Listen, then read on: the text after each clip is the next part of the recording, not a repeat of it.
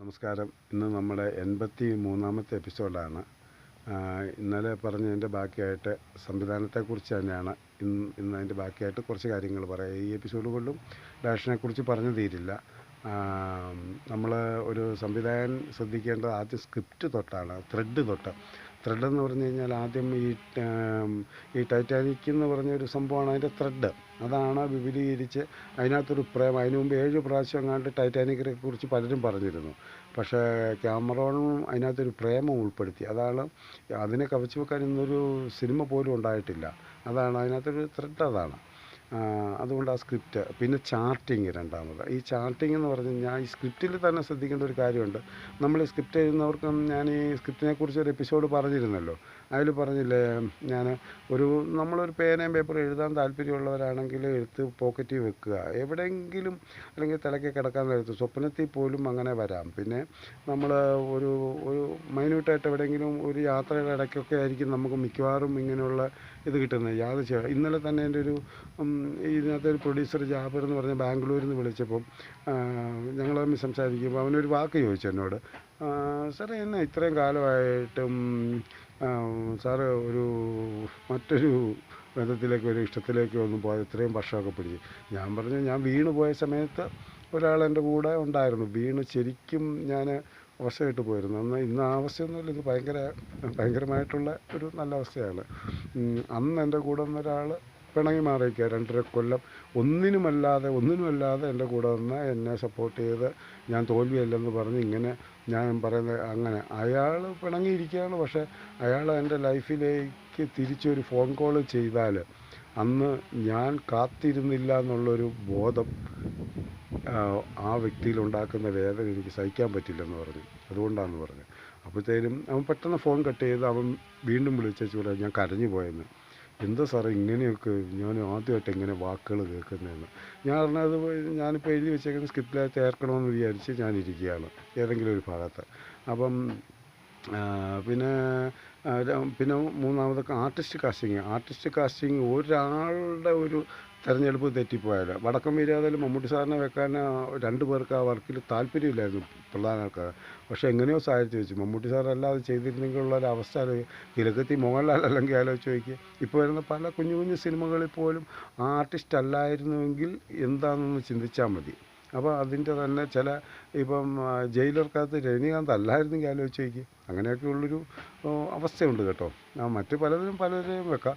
അപ്പോൾ കാസ്റ്റിങ്. പിന്നെ ചാർട്ടിങ്. ഈ സ്ക്രിപ്റ്റ് കിട്ടിക്കഴിഞ്ഞാൽ ആർട്ടിസ്റ്റിൻ്റെ ഡേറ്റ് വെച്ച് ചാർട്ട് ചെയ്യണം. അതായത് മഴ വരുന്ന ദിവസങ്ങൾ കാണും, ക്യാമറ കേടാകുന്ന ദിവസം സെറ്റിലോ ആർട്ടിസ്റ്റിനോ ക്യാമറമാനോ ഒക്കെ വയ്യായ്മ വരുന്ന ദിവസം അത് വെച്ച് വേണം ചാർട്ട് ചെയ്യാൻ. ഞാൻ നല്ലൊരു ചാർട്ട് ചെയ്യുന്ന ഒരാളാണ് കേട്ടോ. അങ്ങനെ എനിക്ക് കുറേ വർക്കുകളൊക്കെ കിട്ടിയിട്ടുണ്ട്. ചെയ്യുന്നതാണത്. അതെല്ലാം അതിൽ കാണും. അപ്പോൾ ആ ചാർട്ടിങ് കൃത്യമായിരിക്കണം. കാരണം ഇത്ര ദിവസം ഷൂട്ട്, ഇത്ര ദിവസം സീന്. ചിലപ്പം നമ്മൾ 7 സീൻ പ്ലാൻ ചെയ്ത സീനിലാണെങ്കിൽ 5 സീൻ നടക്കുള്ളൂ, അതെന്ത് ചെയ്യും. പിന്നെ സിനിമയാണെങ്കിൽ ചിലപ്പോൾ 1 സീന്, 2 സീന്, 3 സീനൊക്കെ ശരിയുള്ളൂ. ഇംഗ്ലീഷ് സിനിമയിലൊക്കെ ഒരു ഷോട്ടുകൾ ചെയ്യുന്ന ദിവസമുണ്ട്. അതിൻ്റെ കോപ്പികൾ എല്ലാ യൂണിറ്റിലും എല്ലാവർക്കും കാണും. പിറ്റേ ദിവസം ഷൂട്ട് ചെയ്യുന്ന കാര്യങ്ങളൊക്കെ അതൊക്കെ നമ്മൾ ശ്രദ്ധിക്കേണ്ടതാണ്. പിന്നെ ഉള്ളത് ലൊക്കേഷനിലൊന്നും വിട്ടുവീഴ്ച മാക്സിമം ചെയ്യരുത്. ഞാനാണെങ്കിൽ എൻ്റെ ഈ വർക്കിന് വേണ്ടി ലൊക്കേഷൻ എല്ലാം കണ്ടുവച്ചേക്കാണ്. കാരണം ഒരു പ്രൊഡ്യൂസർ വന്നാൽ അയാളെ അതിന് ബുദ്ധിമുട്ടിക്കരുതെന്നും ഞാൻ ഈ ലൊക്കേഷൻ കണ്ടിന് പോകുമ്പോഴൊക്കെ ഉള്ള ബേസിലാണ്. പക്ഷേ ഇപ്പോൾ ഞാൻ തന്നെ പൈസ ഉണ്ടാക്കിയത് ചെയ്യാനാണ്. കാരണം ആർക്കും വേണ്ടി 2 സ്റ്റണ്ട് 2 സ്റ്റണ്ട് ആക്കേണ്ട, 1 പാട്ട് 2 പാട്ടാക്കേണ്ട. അതിനുവേണ്ടി ഞാൻ തന്നെ പൈസ ഉണ്ടാക്കി ഞാൻ ചെറിയ മൊബൈലിലാണല്ലോ ഷൂട്ട് ചെയ്ത് 2 മണിക്കൂറൊക്കെ ഞാൻ ആ വർക്ക് ഇറക്കും എന്ന് വെച്ചാണ്. കാരണം എൻ്റെ ഇഷ്ടത്തിൽ എൻ്റെ ഡ്രീമാണ് ഈ വർക്ക്, എൻ്റെ ഡ്രീമാണ്. അങ്ങനെ ഒരു സംഭവം കൊണ്ട്. പിന്നെ ശ്രദ്ധിക്കേണ്ട എന്ന് പറഞ്ഞു കഴിഞ്ഞാൽ മേക്കപ്പ് ആർട്ടൊക്കെ. പിന്നെ ആർട്ട് വർക്ക് കറക്റ്റ് ശ്രദ്ധിക്കണം. ചെറിയൊരു മൈന്യൂട്ടായിട്ടുള്ള ഒരേ ഒരു വസ്തുവായിരിക്കും നമ്മൾ ഒരു ആർട്ടിൻ്റെ കാര്യത്തിൽ അത് മസ്റ്റ് അത് ചെയ്തിരിക്കണം. അതിനകത്ത് വിട്ടുവീഴ്ചകൾ 90% വരുത്തരുത് ആർട്ട് ഇങ്ങനെയൊക്കെയുള്ള. പിന്നെ താമസവും ഭക്ഷണം അതൊക്കെ അതിൻ്റെ രീതിയിൽ. പിന്നെ ഈ വരുന്ന പലരും അത് ഡയറക്ടർക്ക് ഒരു കണ്ണൊക്കെ വേണം. കാരണം എന്ന് പറഞ്ഞാൽ രാവിലെ 4 മണിക്ക് എണീക്കുന്നവരുണ്ട് ഇതിനകത്ത്, രാത്രി 12 മണി 1 മണിക്ക് ഉറങ്ങുന്നവരുണ്ട്. അവർക്ക് സ്വസ്ഥമായിട്ട് കിടക്കാനുള്ള സൗകര്യം കൊടുക്കണം. ഒക്കെ കൺട്രോളറും എക്സിക്യൂട്ടീവ് മാനേജരും ഒക്കെ അത് മാനേജ് ചെയ്യും. പക്ഷേ ജോലിയായിട്ട് എടുക്കുന്നവരുണ്ട്. എനിക്ക് അസ്മീർ എന്ന് പറഞ്ഞൊരു സാറിനെ പരിചയമുണ്ട്. അദ്ദേഹം റിസൽ പൂക്കുറ്റി സാറിൻ്റെ പടത്തിൽ ഇപ്പോൾ വർക്ക് ചെയ്ത് ഒക്കെ ഇരിക്കുകയാണ്. അതൊക്കെ മാന്യനുമായ ഒരു വ്യക്തിയാണ്. നമ്മൾ വിചാരിക്കുന്ന പോലെ നെഗറ്റീവ് ഒന്നുമല്ല. പിന്നെ മറ്റ് നെഗറ്റീവ്സിന് വേണ്ടി ഒരിക്കലും ഒരു സംവിധായകൻ വർക്കെടുത്താൽ, ഞാൻ പറഞ്ഞില്ല, ഒത്തിരി സംവിധായകരില്ലാതായിട്ടുണ്ട്, പ്രൊഡ്യൂസേഴ്സിലായിട്ടുണ്ട്. അവരാ നെഗറ്റീവിൻ്റെ നമുക്ക് ഇതെല്ലാം എല്ലാ ഫീൽഡിലും നടക്കുന്നതൊക്കെ നടക്കാം. പക്ഷെ അതൊന്നും അല്ല കാര്യം. ഈ വർക്കുകളിലെല്ലാം നമ്മൾ ഉദ്ദേശിക്കുന്നതിനേക്കാൾ ദൈവികത്വമുണ്ട്. എൻ്റെ പല വർക്കുകളിലും ഞാൻ പറയാമല്ലോ, ദൈവികത്വം, ഞാൻ ഉദ്ദേശിച്ച ഷോട്ടുകൾ വരാതെ ഞാൻ ഭയങ്കര ദൈവികത്വമായിട്ട് ഞാൻ ഒരു മതവിശ്വാസിയല്ല, പക്ഷെ ഭയങ്കര ദൈവികത്വം വർക്കിലുണ്ട്. നമ്മൾക്കൊരിക്കലും സ്വന്തമായിട്ട് ചിന്തിച്ചോ പ്ലാൻ ചെയ്തോ നമ്മുടെ ബുദ്ധി എന്ന് പറഞ്ഞാൽ ഐക്യു കൊണ്ടൊന്നും ചെയ്യാൻ പറ്റില്ല. പക്ഷേ അത് ദൈവമായിട്ട് നമുക്ക് ചില സംഭവങ്ങളൊക്കെ തരും. അങ്ങനെ ഇത്രയും കാര്യങ്ങൾ ഈ എപ്പിസോഡിൽ പറയാം. അധികം ദീർഘിപ്പിച്ചാലും ശരിയാകില്ല. പലർക്കും തിരക്കുള്ള സമയത്തായിരിക്കും ഇത് കാണുന്നത്.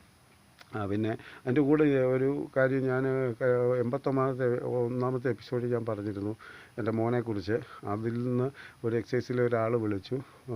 ഞാൻ പറഞ്ഞു എന്താ ചെയ്യേണ്ടതെന്നൊക്കെ. അപ്പോൾ പുള്ളി എന്നോട് ഇങ്ങോട്ട് പറയുകയാണ്, ജോയ്സനാണ് ഏറ്റവും നല്ല മരുന്ന് അവന്. കാരണം എന്ന് പറഞ്ഞാൽ അവനെ തിരുത്താൻ.